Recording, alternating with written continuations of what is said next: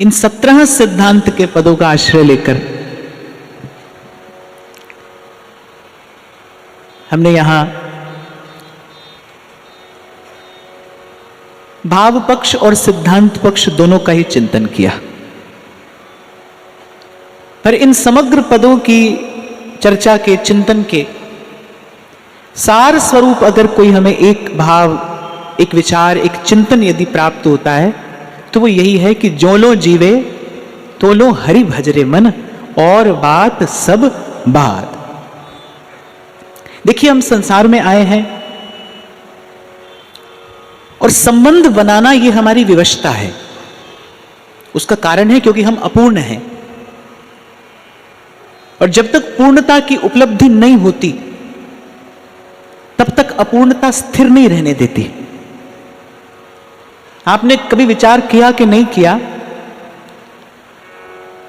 पर मैं अवश्य करता हूं कि कभी किसी वस्तु से, कभी किसी व्यक्ति से, कभी किसी स्थान से, कभी किसी स्थिति से हम अपना संबंध बनाना चाहते हैं। और संबंध भी कैसा बनाना चाहते हैं? हम सदा सदा का संबंध बनाना चाहते हैं। यद्यपि बनता नहीं, रहता नहीं, हमारा प्रयास बार बार असफल होता है, हम बार बार असफल होते हैं, पर हमारा प्रयास तो यही होता है ना, जहां अल्प सा सुख हमें मिलता है, बस हम चाहते हैं कि अब ये संबंध सदा रहे और ऐसा ही रहे। हम उस दिन भी चर्चा कर रहे थे कि अधिकार तो 7 क्षण का नहीं है और हम अपनी ओर से प्रयास 7 जन्म का संबंध बनाने का भी करते हैं। तो मैं कई बार चिंतन करता हूं, मैं अपनी ही मन की इस वृत्ति का चिंतन करता हूं, मानव मन की इस वृत्ति का चिंतन करता हूं कि संबंध बनाने की आवश्यकता क्यों है? क्यों हम बार बार संबंध बनाना चाहते हैं? हम बार बार असफल होते हैं, फिर बनाना चाहते हैं। और जैसा मैंने कहा, कभी व्यक्ति से, कभी वस्तु से, कभी स्थान से, कभी किसी स्थिति से, जहां हमें थोड़ी सी अनुकूलता, थोड़ा सा आराम, थोड़ा सा सुख, जहां कहीं हमें अनुभव होता है, हम उससे नाता जोड़ते हैं और फिर चाहते हैं कि ये सदा रहे, ऐसा ही रहे। हाँ, ये बात दूसरी है कि स्थान, स्थिति, व्यक्ति, वस्तु, ये तो बाहर का दृश्य है। वस्तुतः हम सदा रहने वाले सुख से अपना संबंध बनाना चाहते हैं। पर हम संबंध बनाने की जो वृत्ति है, जो भीतर की आवश्यकता है, ये क्यों है? क्योंकि हम कहीं ना कहीं भीतर से अपूर्ण हैं। जैसे तृप्ति लाभ हो जाने के बाद, पेट भर जाने के बाद फिर भोजन की ओर देखने की भी इच्छा नहीं होती। बिल्कुल ठीक ऐसे ही जैसे और अंतर को तृप्ति लाभ होती है, फिर कहीं किसी की कोई आवश्यकता नहीं है। पर जब तक तृप्ति लाभ नहीं हुआ,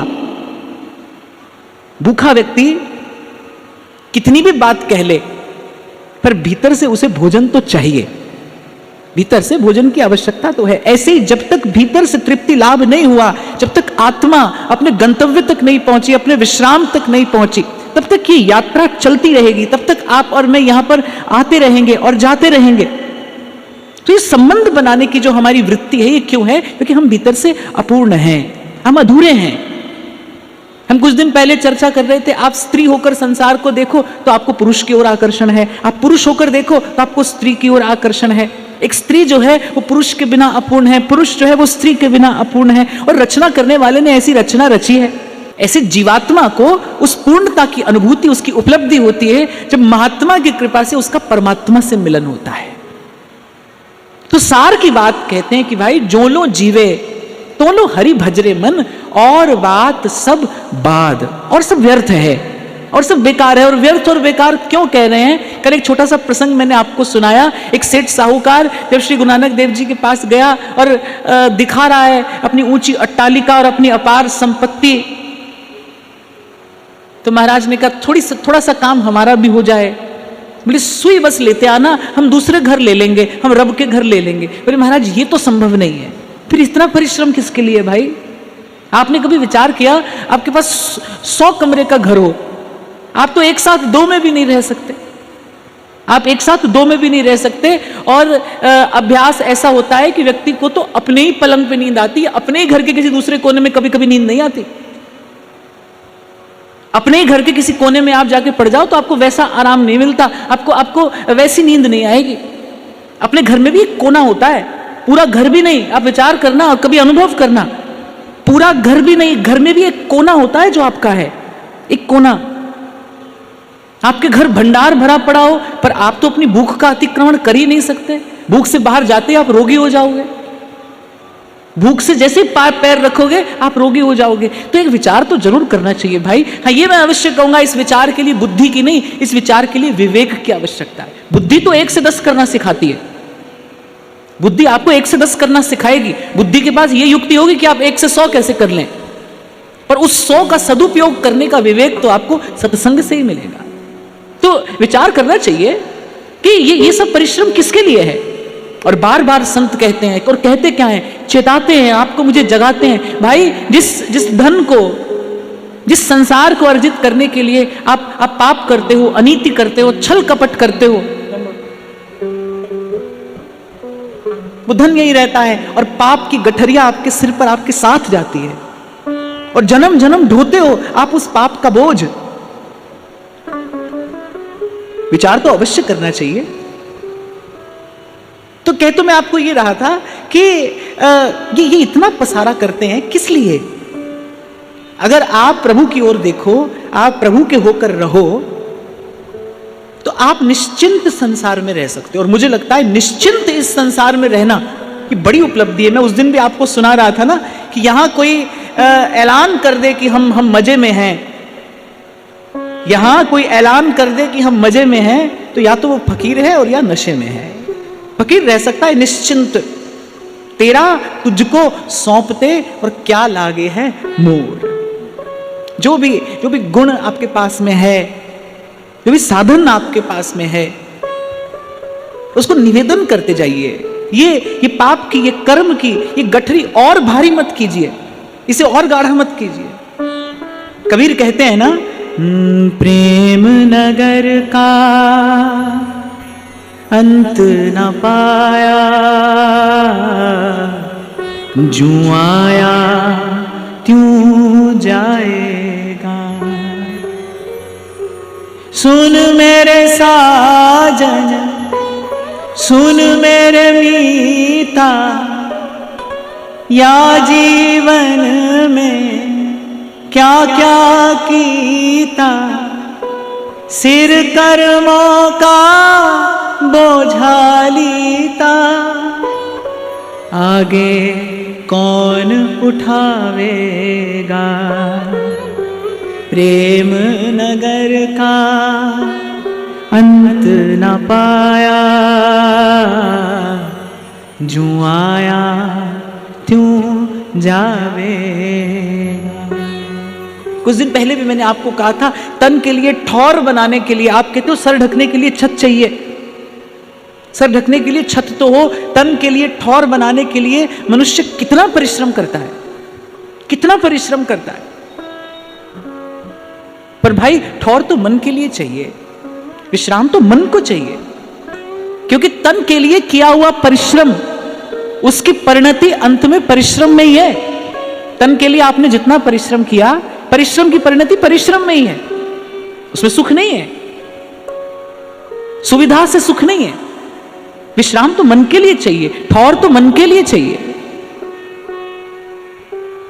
तभी संत कहते हैं, यदि प्रेम नगर का अंत न पाया तो फिर जूं आया त्यों जाएगा। तो स्वामी जी के इन समग्र सिद्धांत के पदों का सार स्वरूप जो सिद्धांत है वो यही है कि जो लो जीवे तो लो हरि भजरे मन, और बात सब बात। और मैं आपको बड़ी विनम्रता पूर्वक कहूं, यहां मैं भी आपसे इसके अतिरिक्त जो कहता हूं ना, वो इसी एक बात को आप तक पहुंचाने के लिए कहा जाता है। ये जितना कहा सुना जा रहा है, ये कोई बुद्धि का विलास प्रदर्शन करने के लिए नहीं है, केवल एक इस सिद्धांत को हृदयंगम कराने के लिए है। देखो, जब तक कोई बताने वाला ना हो, जब तक कोई लखाने वाला ना हो, वस्तु सामने भी हो, तो उससे परिचय नहीं होता। आपको आपके अध्यापक ने पहली कक्षा में यह बताया ना कि इसे क कहते हैं, इसे ख कहते हैं। यदि कोई बताने वाला ना हो तो क ख सामने लिखा हो पर पढ़ा तो नहीं जा सकता। ऐसे वो हाजिर है, हुजूर हाजिर है, संत कहते हैं, पर गुरु की कृपा से उसे जाना जाता है, गुरु की कृपा से उसको पहचाना जाता है। इन संतों का जो सिद्धांत है वो है, वो भीतर भी है और बाहर भी है, पर उसे जानने और उसे पहचानने के लिए इस सिद्धांत को हृदयंगम करना आवश्यक है। और एक और बात मैंने कल की चर्चा में निवेदन की थी, उसका स्मरण करके आगे बढ़ेंगे कि जब कह रहे हैं ना, जो लो जीवे, जब तक जीवन है तब तक भजना। क्यों? क्योंकि भजन करोगे तो प्रलोभन आएगा, माया सुंदर सुंदर आकर्षण उत्पन्न करेगी, जीव के भूल जाने का, भटक जाने का भय है, अवश्य है। उससे बचने के लिए बस भजन नहीं छोड़ना। जब तक जीवन है तब तक भजना भजना और बस भजना। और अभी ये बात कठिन लग रही है कि जब तक जीवन है तब तक भजना पड़ेगा, पर एक बार जब प्रभु स्वीकार कर लेते हैं, एक बार जब भजनानंद प्रकट होता है, फिर तो 3 लोक की संपत्ति देने पर भी भजन का वो आनंद छोड़ा नहीं जाता। देखो, थोड़ा सा अपना अनुभव आपसे कह रहा हूं, ये जो परिश्रम है ना, ये तो थोड़े समय का है, सदा का नहीं। अन्य मार्गों पर सदा का परिश्रम है, भजन के मार्ग पर तो बस आरंभ में थोड़े समय का परिश्रम है। बाद में जब भक्ति अपना वैभव प्रकट करती है, जब भजन अपना आनंद प्रकट करता है, फिर तो हर घड़ी आनंद ही आनंद है। उसी आनंद में संत देखे जाते हैं, उसी आनंद में ये साधु देखे जाते हैं। नहीं तो सावधान करते हुए कह रहे हैं, कह श्री हरिदास लोभ चरपट भयो, काहे के लगे फिराद रे। नहीं तो कह रहे जीव के साथ ये लोभ लगा है। भगवत रसिक देव तो कहते हैं लोभ है सर्व पाप को मूल। कह रहे मनुष्य जितने पाप करता है इसी लोभ के कारण करता है। और स्वामी जी कह रहे हैं लोभ चरपट भयो, ये उचक्का, कह रहे ये चोर सबके साथ लगा है, आपके मेरे सबके साथ। अब संत तो ये भी कहते हैं, बोले भाई जिसे जीतना संभव ना हो उससे मित्रता कर ली जाए। कह रहे जिसे जीतना संभव ना हो उससे मित्रता कर ली जाए। अब कोई पूछे भाई लोभ से मित्रता करके क्या करेंगे, तो बोले लोभ तो हो लेकिन भजन का लोभ हो, भजन का लोभ हो और हो। हे प्रभु आपका सदा दर्शन हो, आपका सतत दर्शन हो, आपका सतत सुमिरन हो। और नारद जी ऐसा एक सूत्र देते हैं भक्ति सूत्र में, तद विस्मरणम परम व्याकुलते। मुझे सूत्र बहुत प्रिय है और कहीं कहीं भीतर बहुत गहरे में एक भाव है कि हाँ ये हमारा उद्देश्य है, यहां तक हमें जाना है, यहां तक हमें पहुंचना है। नारद जी कहते हैं भक्त कौन है, एक क्षण के लिए अगर भगवत विस्मृति हो जाए तो वो व्याकुल हो जाए। जैसे जल के बिना मछली छटपटाने लगती है, ऐसे तन मन प्राण व्याकुल हो जाए, जैसे एक क्षण के लिए प्रियतम की विस्मृति हो। तद विस्मरणम परम व्याकुलतेति। तो या तो जीतिए इस लोभ को। श्री भगवत रसिक देव ने कहा, भगवत रसिक संग जो चाहे पहले लोभे त्यागे। अगर आपको सत्संग का सुख लेना है तो पहले लोभ छोड़िए। और लोभ का जो रोग है इसकी औषधि क्या है, संतोष। लोभ की औषधि संतोष है। और आपको स्मरण हो इन्हीं पदों की चर्चा में कभी मैंने आपको निवेदन किया था, जिसको प्रभु के विधान में संतोष नहीं है वो कभी भजन का सुख नहीं ले सकता। संत वाणी में कहते हैं तेरा भाणा मीठा लागे। हे प्रभु आपने मेरे लिए जो रचा है वो स्वीकार है, स्वीकार है, स्वीकार है। तेरा भाना मीठा लागे, जू राखे त्यों रहिए। हे प्रभु मेरा कोई प्रश्न नहीं है, मेरी कोई इच्छा नहीं है, आपकी इच्छा में मैंने अपनी इच्छा सम्मिलित कर दी है। और मैं तो कई बार आपको निवेदन करता हूं, मुझे भक्ति की सबसे सरल और सबसे प्रिय परिभाषा लगती है जब प्रभु की इच्छा में आप अपनी सब इच्छा मिला दें। आपकी कोई इच्छा नहीं है, जहां वो रख दे वहां रह ले, जैसे रख दे वैसे रह ले, मन खाली हो जाए। देखो जिसे हम भजनानंद कहते हैं ना, वो वस्तुतः क्या है, जैसे आप एक खाली कक्ष में कुछ भी बोलें तो उसकी प्रतिध्वनि आती है ना, उसकी गूंज होती है, सुखद लगता है। ऐसे ही नाम की गूंज हो हमारे भीतर, नाम की जो गूंज है, रोम रोम में वो जो नाद बजता है, उसी को संतों ने भजनानंद कहा है कि रोम रोम से नाम का जो रस है वो झर रहा है। लेकिन ये स्थिति कब होगी, जब पहले घट खाली हो। भरे हुए कक्ष में आवाज नहीं आती, खाली में आती है। इसलिए संतों ने आज्ञा दी, घट को खाली कीजिए, काढ़ वासना धूर, सुमिरन मोती डालिए, फिर कीजिए भरपूर। पहले घट को खाली कीजिए, काम कामना वासना मन ते कर सब दूर। आप चाहते हैं ना सुमिरन का सुख मिले, पहले मन को खाली करना होगा। मन खाली नहीं है, मन में बहुत संकल्प विकल्प है, बड़ा शोर है, मन में बहुत सारे विचार हैं, और वो विचार सारे स्वार्थ से ही भरे हैं, स्व सुख के चिंतन के ही विचार हैं। इसलिए भजन का रस, भजन का आनंद प्रकट नहीं होता। यदि चाहे कि भजनानंद प्रकट हो तो पहले घट खाली हो। ये जो व्यवहार से बचकर रहने का प्रयास करता है साधक, इसीलिए तो कि वो जो अनावश्यक विचार है वो मन को भर नहीं दे। क्यों बार बार कहा जाता है कुसंग से बचिए, कुसंग से बचिए? क्योंकि वो विचार आपके उर अंतर में स्थान बना लेगा अपना। अभी 2 दिन से हम इस विषय पर चर्चा कर रहे थे कि जैसे आप वस्तु पर अधिकार करते हैं, वो अधिकार का विचार आपके मन को भर देता है। फिर भजन का आनंद कैसे हो? फिर सुमिरन का सुख कैसे हो? सुमिरन का सुख तो खाली मन में प्रकट होता है। खाली खाली हृदय में, रिक्त हृदय में भर देते हैं प्रभु अपना निजानंद। तो लोभ के सामने औषधि के रूप में है संतोष। इसलिए संत कह रहे जब आवे संतोष धन, जब संतोष का धन आए। और वैसे भी जो मैंने आपको निवेदन किया, जब तक प्रभु के विधान में ही आपको संतोष नहीं है तब तक यात्रा आरंभ भी नहीं हो सकती भाई। यहीं से आरंभ करना, ये पहला पग है कि जितनी प्रार्थनाएं की आज से पहले, जो भूल हुई, जो भी प्रभु आपसे कहा सुना, वो सब आपके चरणों में समर्पित करते हुए आज से मेरे राम राय जू राखे त्यों रहिए, जू राखे त्यों रहिए।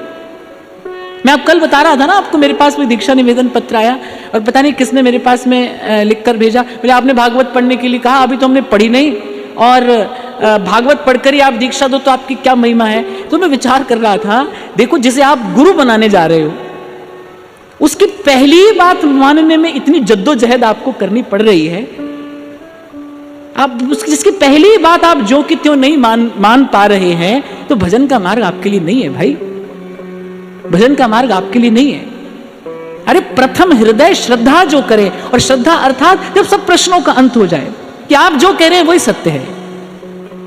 और भाई शास्त्र बड़ा विचार कर ये बात कहता है, बोले ना विद्यावान पाता है न बुद्धिमान पाता है, कह रहे श्रद्धावान लभते फलम। न बोले ना बुद्धि से मिलेगा, ना विद्या से मिलेगा, ना बल से, ना पौरुष से, ना पुरुषार्थ से, ये श्रद्धा से मिल जाएगा। संत की बात में श्रद्धा हो गई वो आपको मिल जाएगा। आपको पहले कई बार सुनाता था ना पंडित श्री रामकृष्ण दास बाबा जी महाराज की घटना। एक भोली भाली ब्रजवासन, बाबा में बड़ी श्रद्धा, बड़ा अनुराग रखती थी और बाबा किसी को शिष्य नहीं बनाते थे। तो बाबा ने कहा कौन संप्रदाय की? बोली बाबा वल्लभ कुल की हूं। तो बोले वल्लभ कुल में तो एक ही मंत्र जपो जाए, तो जपो कर। तो भोली भाली ब्रजवासन, उसने कहा बाबा अब कहा बताऊं, वहां में तो चंपो के चाचा को नाम आवे तो मैं जप ना आ सकूं। अब वहां तो एक ही मंत्र जपा जाता है, श्री कृष्ण शरणम मम। तो बाबा ने कहा तू वही जपो कर। अच्छा, बाबा ने एक बार भी अपने मुख से मंत्र का उच्चारण नहीं किया। मंत्र का उच्चारण करते तो शिष्य हो जाती वो। बाबा का ये व्रत था कि भाई शिष्य किसी को बनाएंगे नहीं, लेकिन उसका अनुराग बहुत था, बाबा में श्रद्धा बहुत थी और बड़ी निष्कपट श्रद्धा थी, निर्मल श्रद्धा। तो बाबा ने कहा अच्छा तो चंपो के चाचा शरणम मामा ये तो जप लेगी। वो खुश हो गई, बोली हाँ बाबा तो खूब जप लेंगी। तो बाबा ने कहा बस यही जपो कर। अब जो बाबा के साथ, बाबा के पास तो बड़े बड़े विद्वान पंडित लोग शास्त्र चर्चा करने के लिए आते थे, बड़े उद्भट विद्वान थे, भाव सिद्ध महापुरुष थे। अब वो विद्वान लोग बैठे, उनकी बुद्धि चकराई कि पंडित बाबा जैसा महापुरुष और किसी ब्रजवासन को चंपो के चाचा शरणम मामा जपने के लिए दे रहा है। पर भाई आश्चर्य नहीं करना चाहिए, क्योंकि यहां तो एक संत की बात है। अरे श्रद्धावान व्यक्ति तो कहीं से भी वस्तु प्राप्त कर सकता है, और यहां तो एक भाव सिद्ध संत सामने बैठे थे, उसकी प्राप्ति होने में कोई शंका थी नहीं। पर कहते हैं उस भोली भाली ब्रजवासी की बस एक ही इच्छा थी कि मेरा ये शरीर एकादशी को छूटे और वृंदावन धाम में छूटे, और चंपो के चाचा शरणम ममा जपते जपते उसका शरीर एकादशी को ही छूटा और वृंदावन धाम में ही छूटा, उसको वस्तु की प्राप्ति हुई। तो प्रथम हृदय श्रद्धा जो करे, और श्रद्धा क्या है? जब सब प्रश्नों का अंत हो गया, अब कुछ पूछना नहीं है। अब गुरुदेव का सिद्धांत ही हमारा धर्म है।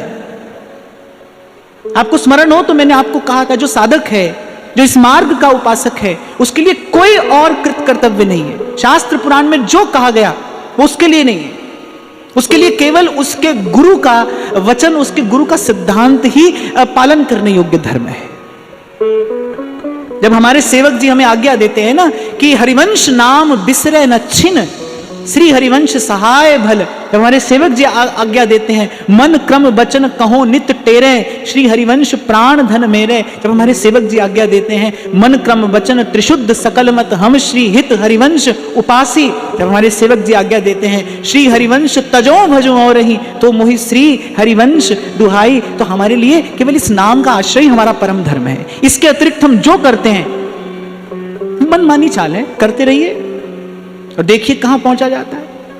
तो धर्म यही है जिसकी आज्ञा हमें गुरुजनों ने की है, जिसकी आज्ञा हमें आचार्यों ने की है, और उसके सन्मुख कोई प्रश्न नहीं है, कोई शंका नहीं।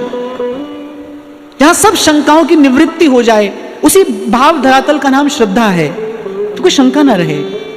और प्रथम हृदय श्रद्धा जो करे, आप जिसका सेवन कर रहे हैं आप देखिए उसमें श्रद्धा भी है कि नहीं आपकी। एक और बात मैं आपको बताऊं, रोगी केवल औषधि से अच्छा नहीं होता, रोगी केवल औषधि से अच्छा नहीं होता। जो वैद्य होता है, जो चिकित्सक होता है, जो डॉक्टर होता है, उसमें उसका भी कुछ हिस्सा सम्मिलित रहता है। एक डॉक्टर ऐसा होता है कि वो रोगी के कष्ट को बात करके 10 गुना बढ़ा देता है, और एक डॉक्टर ऐसा होता है वो बात करके उसको आधा स्वस्थ कर देता है।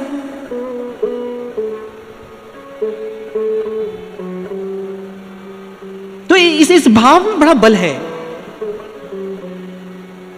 कबीर कहते हैं ना, राम नाम की औषधि सतगुरु दई बता, औषध खाए पथ करे ताकि वेदन जान। जब नाम मिल गया तो फिर तो बस हरि हरि बोल प्यारी रसना। यही हमारा जप, यही हमारा तप, यही हमारा योग, यही हमारा व्रत, यही हमारा तीर्थ, यही हमारा दान, यही हमारा ध्यान, यही हमारा सर्वस्व। हरिवंश नाम बिसरे न छिन। तो जब भजनानंद प्रकट होगा, जब भजनानंद प्रकट होगा, फिर ये सब बातें बहुत पीछे रह जाएंगी। उस भाव दशा का फिर आप कहीं विवरण देने नहीं जाओगे, आप किसी से कुछ कहने नहीं जाओगे, आप किसी को कुछ सुनाने नहीं जाओगे, वो भाव दशा कुछ और होगी। पर वहां तक पहुंचने से पहले सिद्धांत का चिंतन, सिद्धांत का मनन और सिद्धांत का निधिध्यासन अत्यंत आवश्यक है। स्वामी जी कह रहे हैं, लोभ चरपट भयो, जाने कब उर अंतर में कैसी बुद्धि आ जाए, जब मन में कैसा विकृत भाव उत्पन्न हो जाए। भाई इस संसार में रहोगे, काजल की कोठरी में रहोगे, और आते जाते, यहां तो आते जाते उठते बैठते इस काजल की कोठरी की कालिमा लगने का भय है। इसीलिए कबीर कहते हैं, दास कबीर जतन से ओढ़ी, दास कबीर जतन से ओढ़ी, जो की त्यों धर दीनी छदरिया, झीनी रे झीनी चदरिया, राम नाम रंग भीनी चदरिया, झीनी रे झीनी चादर ओढ़ शंका मत मानो। कबीर कह रहे 2 दिन के लिए अवसर मिला है, व्यर्थ के वाद विवाद में और व्यर्थ के तर्क वितर्क में मत गंवाइए। चादर ओढ़ शंका मत मानो, 2 दिन तुमको दीनी। 2 दिन के लिए अवसर मिला है।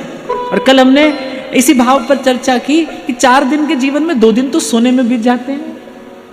कुछ बालपने में खोया, कुछ यौवन के उन्माद में खोया। देखो हिस्से आता क्या है, कितना अल्प सा काल है। अल्प से जीवन में भी अत्यंत अल्प सा काल है जिससे इस जीवन का निर्माण किया जा सकता है, आत्म कल्याण किया जा सकता है, इसे सफल और सार्थक बनाया जा सकता है। थोड़े से पल है भाई। इसलिए संत कहते हैं, रे मन हंसा मोती चुगना। अरे मन हंस, तुझे इस संसार में लिए जा रहा हूं, और यहां पर गुण भी है और दोष भी है, पर गुरु का संग करके, साधु का संग करके, हंसवत विमल विवेक प्राप्त करके मन हंसा मोती चुगना, गुण ग्रहण करना, भला भला चुनते जाना। भला लोगे तो ही तो भला दोगे, यहां से भला ग्रहण करोगे तो ही तो भला दोगे। आपने एक अंग्रेजी की कहावत है, उसमें कहा जाता है ईट हेल्दी थिंक बेटर। पर पहले ईट हेल्दी, पहले अच्छा भोजन करिए तभी तो अच्छा सोच पाओगे। इस संसार से गुण ग्रहण करिए। गुण ग्रहण करके ही इस संसार को कुछ स्वस्थ दे पाएंगे। आप स्वस्थ हैं तो स्वस्थ दे सकते हैं। स्वस्थ व्यक्ति तो सेवा करेगा, चाहे वो तन से हो या मन से हो या साधन से हो।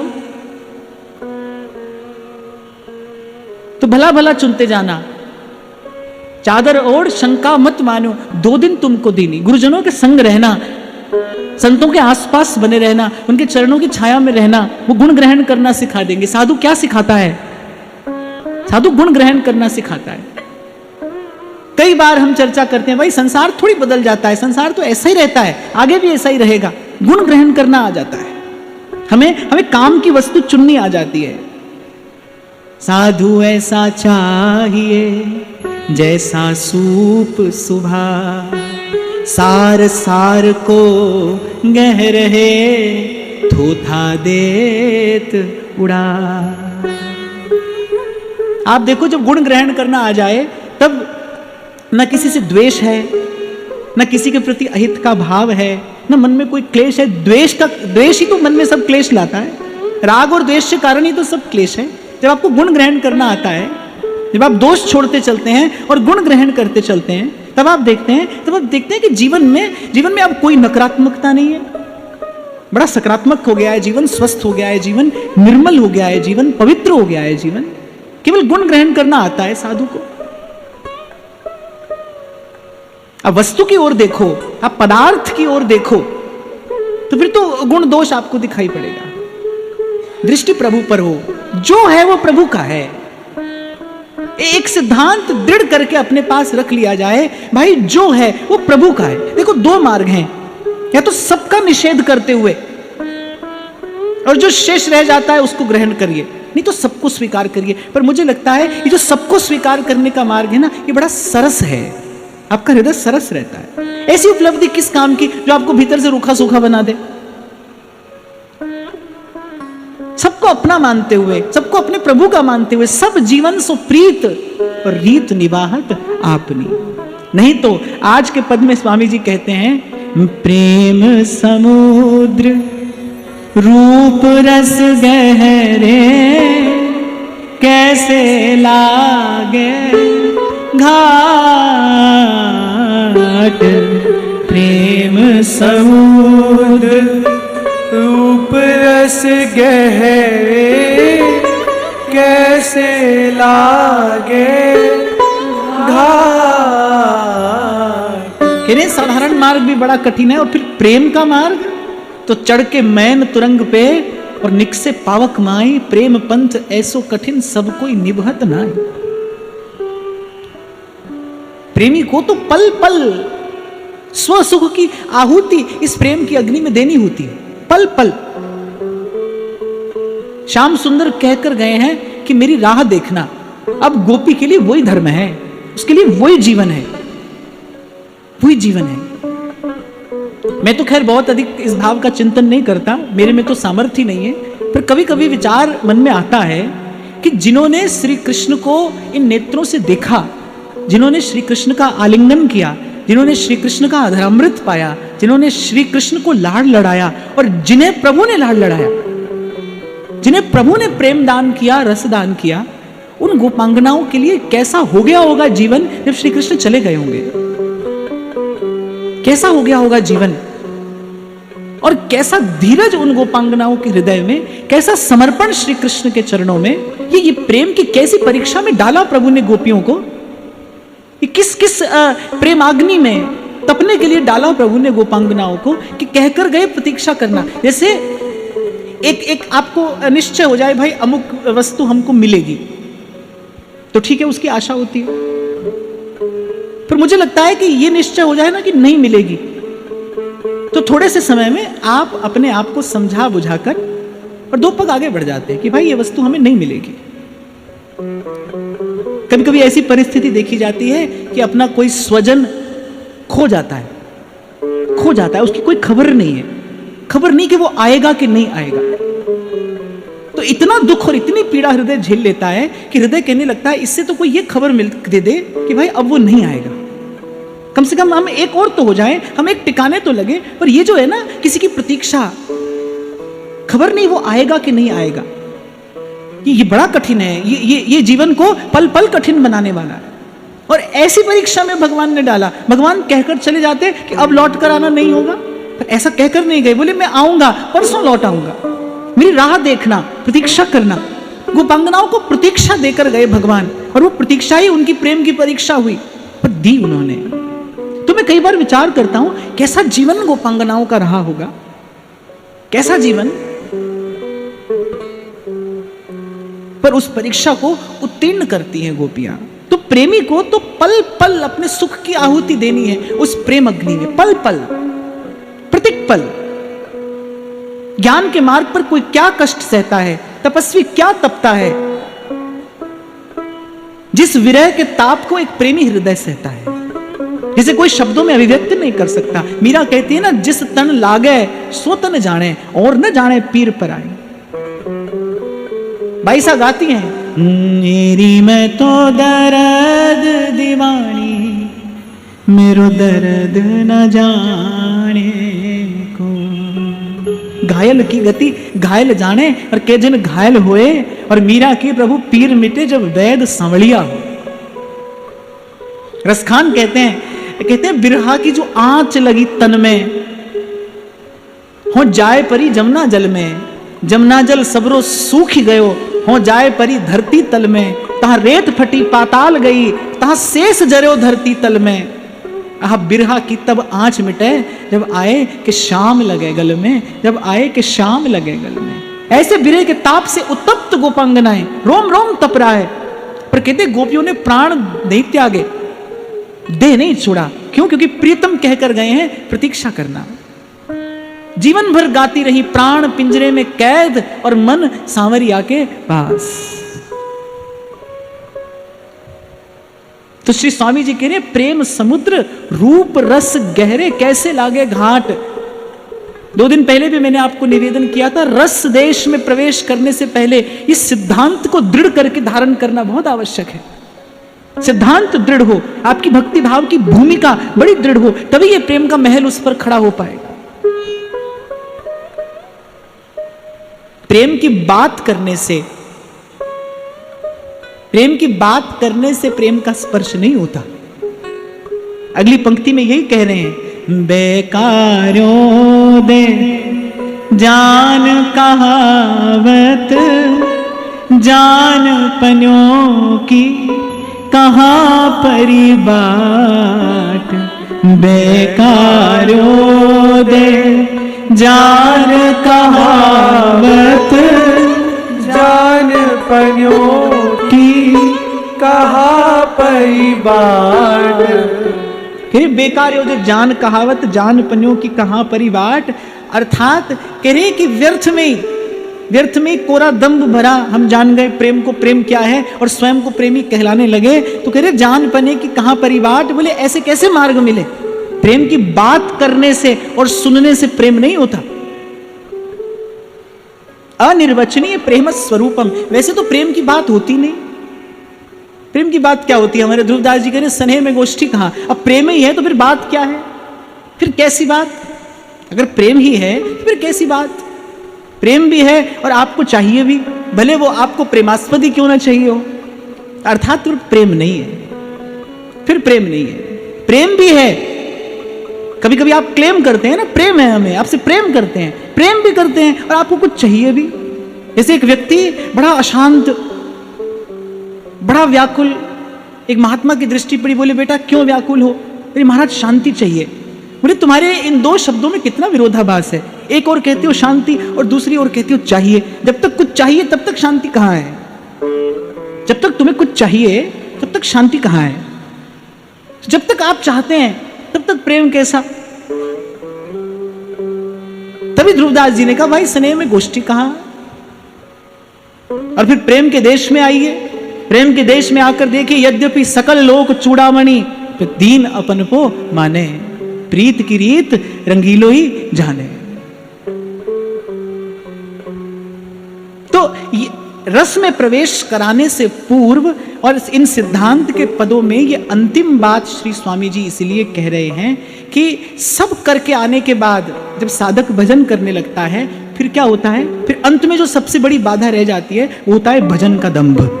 हम अपने भजन भाव को बार बार प्रदर्शित करना चाहते हैं, कभी किसी माध्यम से और कभी किसी माध्यम से। कहने रस देश में प्रवेश करने से पहले फिर इस भाव से बचने की आवश्यकता है। अनेक अनेक बात श्री स्वामी जी ने कही, लोभ के विषय में कहा, जोबन मद, माया मद, रूप मद, इन सब से बचने की बात की। और कह रहे इन सब से बच जाए, फिर अंत में क्या रह जाता है? मान बढ़ाई ईर्षा तुलसी दुर्लभ ये। मान बढ़ाई अर्थात ये जो कीर्ति है, और कह रहे ईर्षा, ऐसा खूब देखा जाता है, खूब। और हम तो भाई इस दृश्य को दूर से ही देखकर इसको प्रणाम करके और अपनी कुटिया में चले गए, क्योंकि ऐसा बहुत देखा जाता है। एक ही गुरु का शिष्य है, एक ही गुरु के शिष्य हैं, और शिष्य को शिष्य से ईर्ष्या है। किस कारण? वे गुरु जी से प्रेम करते हैं। प्रेम की परिणति ईर्ष्या में होती है, प्रेम की परिणति कभी राग द्वेष में होती है। यदि प्रेम का परिणाम ईर्ष्या है तो 100 कोस दूर रहिए उस भाव से। प्रेम का परिणाम ईर्ष्या, मात्सर्य, राग द्वेष और ये क्लेश नहीं होता। यहीं से खबर पड़ जाती है कि भाई गलत मार्ग पर पैर पड़ गया है हमारा। तो मैं देखता हूं व्यक्ति घर छोड़ाता है, संसार छोड़ाता है, और फिर यहां आकर फिर किसी ना किसी प्रकार से उसी व्यवहार में, उसी विकार में फंसता है, उलझता है।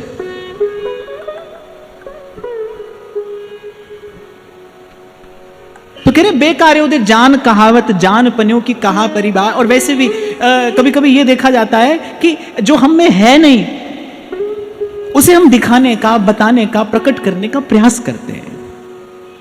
इस दंभ भरी वृत्ति से बचने की बात अंत में श्री स्वामी जी कह रहे हैं, क्योंकि प्राय करके ये वृत्तियां जो है ना, ये तथाकथित जो भक्त हुए नहीं है पर भक्त कहलाना चाहते हैं, उन्हीं में देखी जाती है। ये पद श्री स्वामी जी ने विशेष करके केवल साधकों के लिए कहा है, जो घर संसार छोड़कर, व्यवहार छोड़कर और भजन करने का दंभ भरते हैं। कह रहे उन लोगों को इस वृत्ति से विशेष सावधान रहना चाहिए। आप जितना जानते हैं तो उतना ही कहना पर्याप्त है। मुझे याद है जब मैंने यहाँ व्यासपीठ से सेवा करना आरंभ किया तो मुझे बाबा ने कहा, बोले बेटा कथा में पुनरुक्ति हो कोई बात नहीं। पुनरुक्ति कहते हैं एक बात को बार बार कहना। वो कहते हैं कथा में पुनरुक्ति हो कोई बात नहीं, पर देखना कथा में कभी अतिशयोक्ति ना हो। अतिशयोक्ति अर्थात जिसे तुम नहीं जानते, जिसका तुम्हें कोई अनुभव नहीं है, वो बात नहीं कहना। जिसे आपने अनुभव किया है अपने साधक जीवन में, या आप करने का प्रयास कर रहे हैं, जो आपके अनुभव की बात है, केवल वही यहां से कहनी चाहिए। जो हम है नहीं उसे दिखाने का, बताने का प्रयास करना अंत में भक्ति को दंभ और पाखंड से दूषित कर देता है। अच्छा, एक बार हम थोड़ा ध्यान से अगर इसका विचार करें, हम अपने भाव का प्रदर्शन कर रहे हैं, बदले में हमें क्या मिल रहा है? संसार से जय जयकार मिल रही है। अरे विचार करो, वो संसार से मिलने वाली जय जयकार, वो संसार से मिलने वाली मान प्रतिष्ठा अंततः हमारे अभिमान की वृद्धि तो करेगी। अंततः हमारे भीतर का जो अभिमान है वही तो बढ़ेगा, और अंततः अभिमान बढ़ने से हम प्रभु से दूर ही तो होंगे, प्रभु से विमुख ही तो होंगे। असत्य का परिणाम कभी सुखद नहीं हो सकता। वो किसी ना किसी प्रकार से आपको प्रभु से दूर ले जाएगा, आपको भजन के आनंद से दूर ले जाएगा। और वैसे भी भाई मुझे तो ऐसा लगता है, जिसको तू नवाज दे उसको नवाजे जमाना। सम्मान तो उसका जो उसका है जिसको प्रभु से मिला हो, उसका जो सम्मान है, उसकी जो कीर्ति है, उसका जो यश है, उसे काल नष्ट नहीं कर सकता। वो कल्प कल्पांतर, युग युगांतर तक अक्षुण्ण रहता है। अगर यशस्वी हैं तो फिर हनुमान जी हैं, उन्हें प्रभु ने यश दिया है। प्रभु ने कहकर कहा, सुन कपितोत उऋण में नाहि।